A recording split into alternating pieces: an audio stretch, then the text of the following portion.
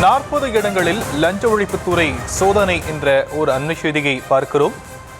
சென்னை, திருவள்ளூரில் சுமார் 40 இடங்களில் லஞ்ச ஒழிப்புத்துறையினர் ரெய்ட் மேற்கொண்டிருக்கிறார்கள். மின் வாரியத்திற்கு மின்மாற்றிகள் உள்ளிட்ட உபகரணங்கள் கொள்முதலில் மோசடி என புகார் சொல்லப்பட்ட நிலையில் இந்த சோதனையானது மேற்கொள்ளப்பட்டிருக்கிறது. விவரங்களை செய்தியாளர் முரளி வழங்க நாம் கேட்கலாம். முரளி, சோதனையின் முழு பின்னணி என்ன? வணக்கம் சாம். தமிழகம் முழுவதும் லஞ்ச ஒழிப்புத்துறை அதிகாரிகள் 40 இடங்களில் இன்று காலை முதல் அதிரடியாக சோதனை மேற்கொண்டு வருகிறார்கள்.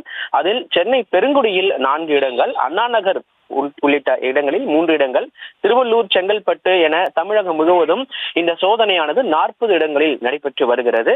குறிப்பாக மின்சார வாரிய முறைகேடு தொடர்பாக தான் இந்த லஞ்ச ஒழிப்புத்துறை அதிகாரிகள் சோதனை மேற்கொண்டு வருவதாக முதற்கட்ட தகவல்கள் வெளியாகி இருக்கிறது.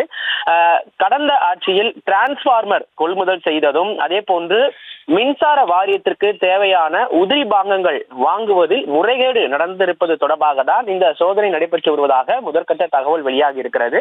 இது தொடர்பாக லஞ்ச ஒழிப்புத்துறை இன்று நேற்று வழக்கு பதிவு செய்திருக்கிறார்கள். அதன் அடிப்படையில் தான் இன்று தமிழகம் முழுவதும் 40 இடங்களில் இந்த சோதனையானது நடத்தப்பட்டு வருகிறது. இந்த டிரான்ஸ்பார்மர் கொள்முதல் முறைகேடு தொடர்பாக கடந்த 30ஆம் தேதியே எஃப்ஐஆர் போடப்பட்டிருப்பதாக தகவல் வெளியாகி இருக்கிறது. அது மட்டுமில்லாமல் இந்த விவகாரம் தொடர்பாக யார் யாருக்கெல்லாம் இது போன்று முறைகேடாக நடந்திருக்கிறார்கள், அதே போன்று அரசிற்கு எவ்வளவு இழப்பீடு ஏற்படுத்தியிருக்கிறார்கள் என்பது தொடர்பாக தான் லஞ்ச ஒழிப்புத்துறை அதிகாரிகள் இந்த அதிரடி சோதனை நடத்தி வருகிறார்கள். சென்னையில் மட்டும் 27 இடங்களில், திருவள்ளூர் என சுற்றுவட்டார பகுதி முழுவதுமாக தமிழகம் முழுவதும் 40 இடங்களில் இந்த சோதனை நடத்தப்பட்டு வருகிறது.